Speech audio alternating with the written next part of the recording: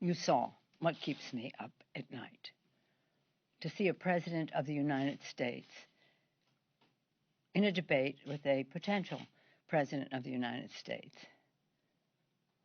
refuse to condemn white supremacists, refuse to commit to a peaceful transfer of government, to ignore the climate crisis as our country is burning and our coasts are hit by fierce storms, to be there to crush the Affordable Care Act instead of crushing the virus. What keeps me at night is that what we saw that night was authenticity on both sides of the stage. The president authentically a bully, Joe Biden authentically a decent person who cares about America's working families. But isn't just like a Democratic or Republican debate. That's the exchange of ideas. That's what we came here to do. This is something quite different, undermining our institutions, undermining our democracy by the President of the United States with no respect for the office that he holds. So, and that's my colleagues don't like it when I don't get enough sleep. So, so in any event, hopefully we can resolve some of these challenges to our great country as we go forward. Right now, we're at the table discussing how we go forward with a possible COVID bill. Again, at that table reflected some of the differences that you saw in the debate. For example, we're hopeful that we can reach agreement because the needs of the American people are so great. But there has to be a recognition that it takes money to do that, and it takes the right language to make sure it is done right.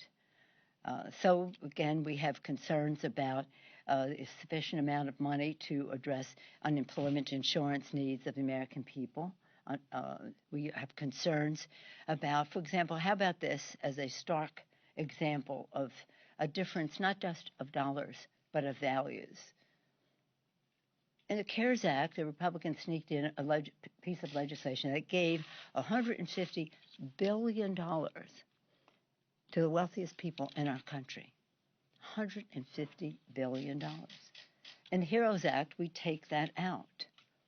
They put in $150 billion, which is more money than they spent on state and local in the CARES Act. And in the HEROES Act, we had $149 billion for refundable tax credit, for the earned income tax credit and child tax credit, refundable, $149 billion, almost the same amount. In the interest of coming down, we came down to $54 billion just by changing the timetable, but nonetheless came down two-thirds almost to $54 billion. They have zero in their proposal. They still want to keep a $150 billion tax break for the wealthiest in our country and have zero in terms of a refundable a child tax credit and earned income tax credit that addresses the poorest of the poor. When I sent out the letter saying we had this bill and we had tremendous response, every possible kind of organization in our country who cares about how government meets the needs of American people supporting our legislation, I framed the legislation in terms of what it means to a family of four making $20,000 a year. You probably saw that. I don't have to go into all of it, but some of it relates to these tax credits I'm talking about, which make a big difference in their lives. What happens in terms of health care, what happens in terms of if they become unemployed. It is about the children and how their needs are addressed. And that's how we have to look at this. So we're looking at it from the standpoint of a family making $20,000 a year, a family of four, and they're looking at it from a standpoint of $150 billion to the wealthiest people in our country.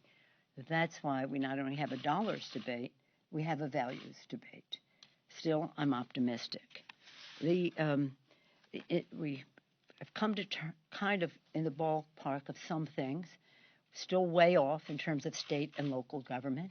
State and local government, our heroes, healthcare workers, police and fire, teachers, sanitation, transportation, food workers, the people who make it possible for us to be here. They make government function, state and local. We're still far apart on that. We're far apart on, again, the refundability that we talked about already.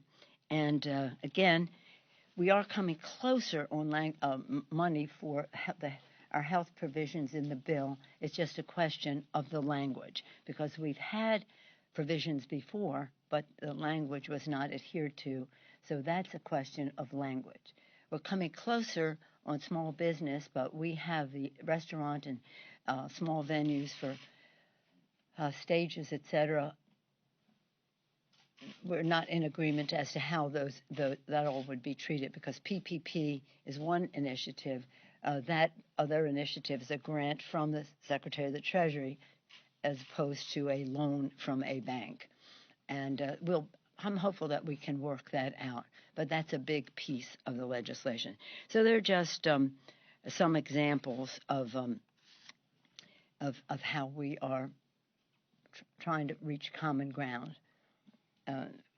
Then of course, everything always comes back to healthcare.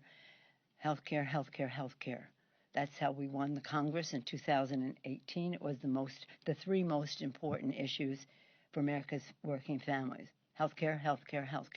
Their good health, of course, but their financial health as well. So the president, of course, on the very day that Ruth Bader Ginsburg left us, 10 states were already voting. We're already in a presidential election. He's rushing this so that he can get to court in time to be there for the November 10th oral arguments to overturn the Affordable Care Act. President, and so we're saying to everyone, vote your health, because what they're out to do is to overturn the Affordable Care Act. That means no more benefit for if you have a pre-existing medical condition. That means eliminate the preventive care and free exam every year, which is very, very popular in our country. That means being a woman, once again, be a pre-existing medical condition where you have to pay more. That means rolling back the improvements in the Medicaid in those places where Medicaid was expanded to help those on long-term care, seniors on long-term care, much of that paid for by Medicaid. People think of it as a poor people initiative, and it is for poor children and others, but it is also a middle-class benefit for long-term care for seniors. And that there's some of the things. If you're an adult child on your parents' policy, you can stay there till 26, not anymore, under what the president is proposing. The list goes on the benefits that are overturned. The time of pandemic, 207,000 people have died. 207,000 people in the United States have died. We passed the 1 million mark globally. We have a higher percentage than our population with the number of deaths. Over 7 million people infected. And the president wants to crush the Affordable Care Act instead of crushing the virus. And so, again, this rush to judgment that the president is putting forth is about overturning the Affordable Care Act and all that means to America's working families. So that's what that is. Again, on the HEROES Act, it's so called because, again, it is about our healthcare workers, our police and fire, our teachers, our sanitation, transportation, food workers. I listed them earlier and more. They are heroes. They risk their lives, many of them, to save lives, and now they may lose their jobs. And when they do, they will go on to unemployment insurance. Services will be cut, practically taxes may be raised. They'll be on unemployment insurance. And what good is that for our country? then again, we've had, I think, constructive conversations, Secretary Mnuchin and I, but they have not. We are not finished. I'm hopeful, but we do come at it from two different places. $149 billion for child tax credit, earned income tax credit, refundable. $150 billion for the wealthiest people in our country. Retroactive. Nothing to have to do with the coronavirus. Retroactive. So you see, we come from two different places. That was the case on the CARES Act 1, because that was written in the Senate. It was a trickle-down bill. Ours, we went in with our Take Responsibility bill, came together and bubbled it up with compromises. But as you see, it still had some of their tax breaks in it, that tax break in it. Hopefully, we can find our common ground on this and do so soon. Any questions? Speaker? Yes, ma'am. Hi, can you tell us what to expect in these negotiations over the next 24 hours? Will you meet again with the Secretary? Will the House vote on the new HEROES bill? Well, I'm hoping the House will vote on the new HEROES bill, because it's important for people to see that we completely identify with the concerns that they have and how we have allocated the resources necessary to get the job done. We came down $1 trillion as a compromise to begin with. We then went further for another $200 billion, as I said earlier, not undermining our priorities, but realigning some things in terms of the timetable, how long they would last. In addition, we took some things and put them in our negotiation. Right now, last night the Senate passed the continuing resolution that we passed last week, which was a compromise that Mr. Secretary and I worked out. However, we have to now be working on the actual appropriations bills. So we moved some stuff into the appropriations bills because that is imminent. When we first started talking about this was almost 4.5 months ago, and now we're in the time frame that some of this can be done in that time frame. So I'm hoping that we will be voting on it today. There are other items on the floor of great consequence to us, and I'm very proud of our members for their leadership in bringing legislation to the floor that relate to the women who suffered abuse. You know the issue in Georgia, and I don't even want to talk about it. It's so appalling. But Congresswoman Pramila Jayapal took the lead working with the Women's Caucus, and we'll have legislation on the floor about that.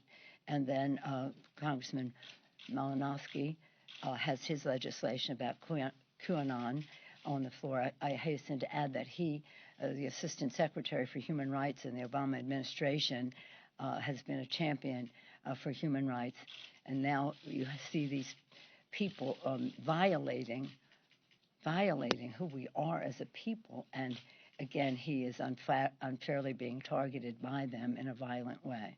And speaking of violence, the Proud Boys, the president's friends, the Proud Boys who are celebrating the green light that he gave him in the debate, you may recall, perhaps you don't, but I will remind you that a couple years ago during the 2018 campaign, I was in Florida. In southern Florida, we had the race of Donna Shalala and Debbie Marcasol Powell, and the Proud Boys came. It was like a press conference and volunteer meeting. They came and pounded the doors and shook the place, scared. We sign up for this. These people don't, scaring everyone, and they had DeSantis signs. They were tasked by the Florida Republican Party to come and disrupt that meeting, which they did, and in a violent way. So in case the president doesn't remember that, he could call his friend Governor DeSantis, who was part of that thing. So, yeah, I think we'll have that bill on the floor today. Where we ended yesterday was my concern about no money for the refundability, which is a very important part of our legislation to meet the needs of these people. And by the way, it's a stimulus. People spend the money right away, injects demand into the economy, creates jobs. And so that will continue. it is my expectation that perhaps they will come back with some uh, counter in terms of all of that. They seem pretty wedded to their tax cut at the high end. I hope they'd be wedded to a tax credit for low-income children and families in our country. Yeah. Yes, sir. These negotiations between you and the administration have been going on for a couple of months now. Do you see this round of negotiations as the last chance to get something done before Election Day? They have, with all due respect, they haven't gone on from. We had them early on, and there's been a pause, and now they've called and said they're ready to talk again. I never. I'm hopeful that they can produce something.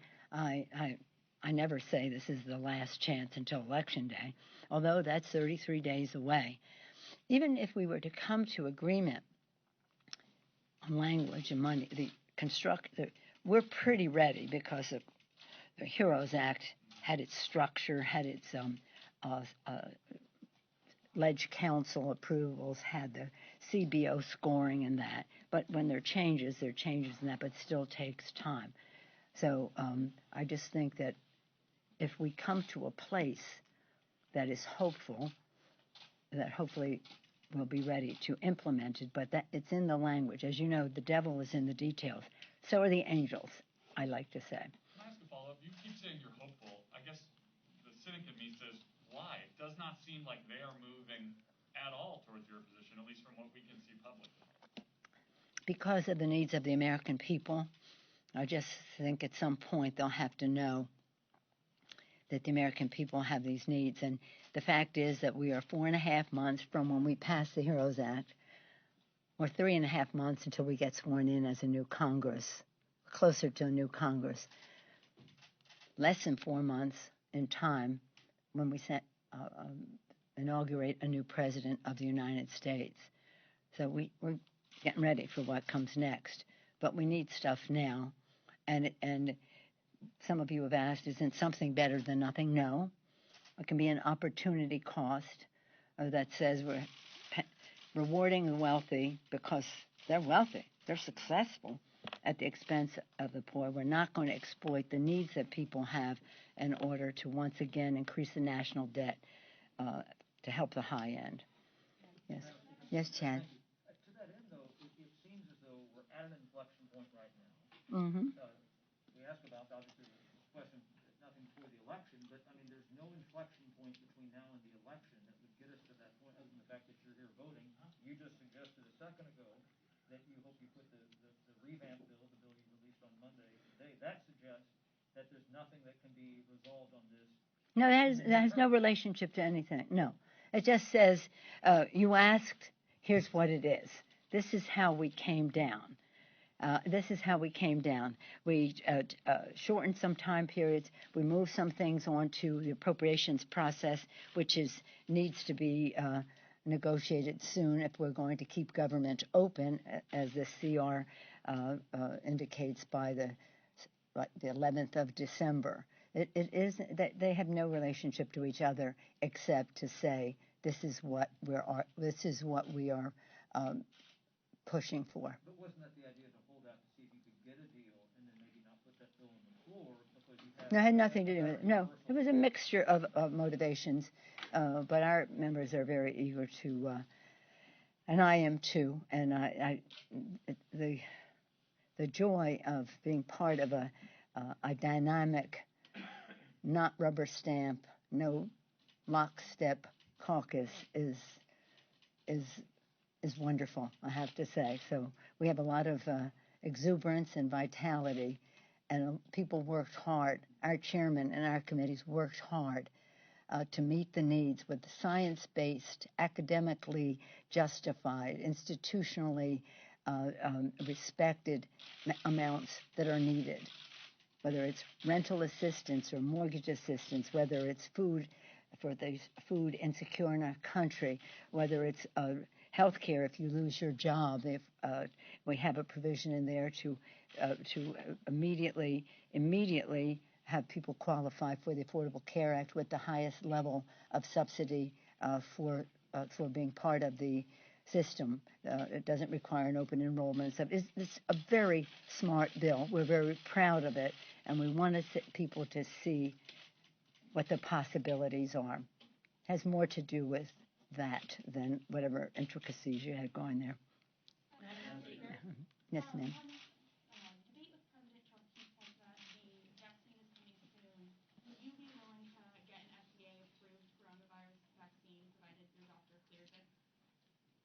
Would I be?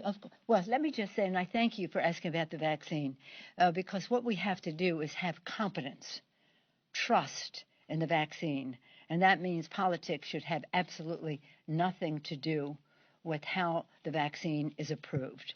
I'm so pleased that the pharmaceutical companies have said they will not market or promote a vaccine that does not go through the clinical trials that are required for approval and the approval of the advisory committee that makes that recommendation. I don't like the pressure that the White House is bringing on all of this and the statements that maybe we don't need clinical trials as we normally do. We can just do it 2 instead of 3 and all that.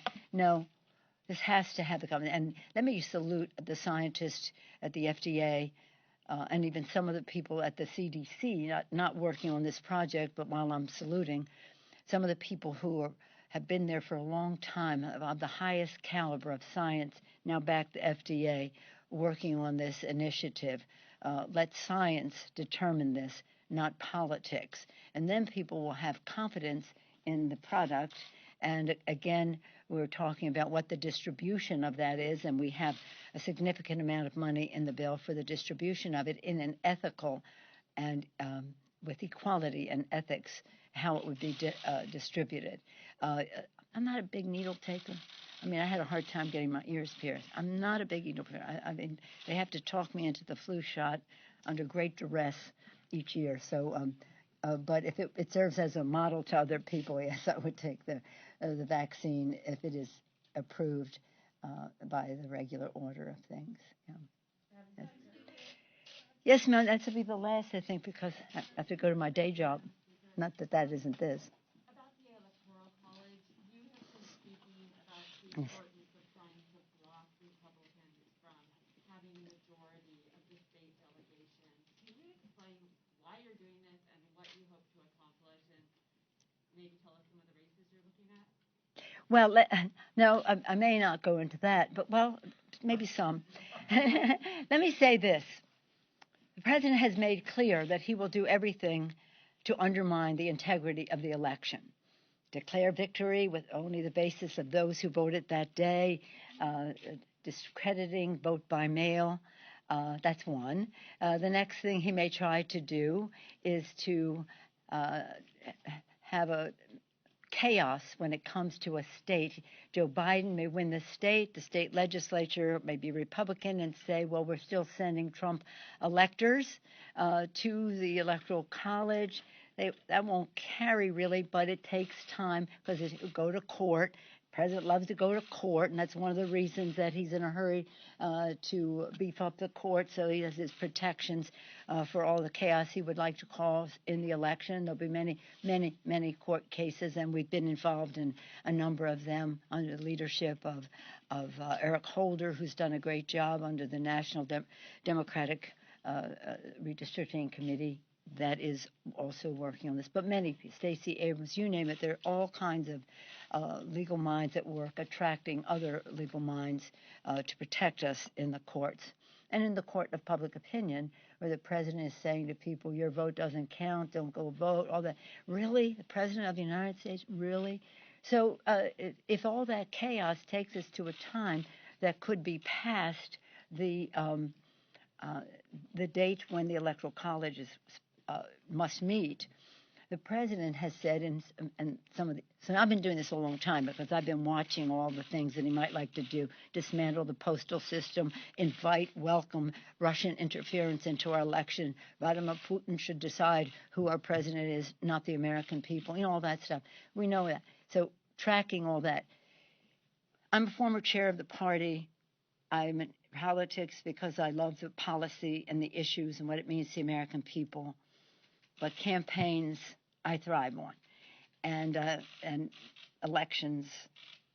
So on the election, there are three phases: the time leading up to Election Day, which we are in, and now more and more early voting has made it the election time, as well as the preparation and the challenges to what he might put out there for voter intimidation and the rest of that. Okay, so the preparation and the early voting, Election Day, to make sure that his intimidation and his threat of intimidation and all the things that he has said is countered, and that people feel comfortable to vote if they culturally want to vote in person. I would advise them to do it early so that their vote will be clearly counted in time. I would also advise them to vote by mail if they have any, if they don't want to jeopardize their health. So you asked me this question, which I love to talk about, so I'm trying to be brief, believe it or not. Okay, so then we go to the president saying at his rallies, at his unmasked, no social distancing, dangerous rallies, I'm going to take this to the House could decide this. And he points out, we have 26 Republican states. They have 22, so we have the edge in the House. Now, the Constitution, the 12th Amendment to the Constitution says the House shall choose if there's no resolution of the at the Electoral College in a timely fashion. Some of you heard this over and over, so forgive me for my repetition. As you may recall, I said that we will be ready. We will be ready, and we are going to be ready. The Constitution clearly says majority. So 26 is one vote away, is one majority. We take one seat away from him, one state. Just so you understand, the House of Representatives voting by state. California has 53 members of Congress. We have one vote. One state, one vote. Alaska has one member of Congress, one vote. So you see the unfairness of it all, with all due respect to Alaska, Wyoming, North and South Dakota, Montana, et cetera, et cetera. So we have multiple opportunities where we can take down that one vote. And we also have multiple opportunities where we could get to 26 ourselves, but that's not necessary. No majority, then it goes into another range where the speaker becomes the acting it's complicated after that. But our purpose, because your last question was really the culmination of it, what do you hope to accomplish by this? What we hope to accomplish is to send a very clear message on Election Day to the president. There ain't no light at the tunnel for you in the House of Representatives. It isn't going to work. So don't cause chaos because you think it will lead to a light at the end of the tunnel, because that light at the end of the tunnel in the House is going to be a train coming right at your plan.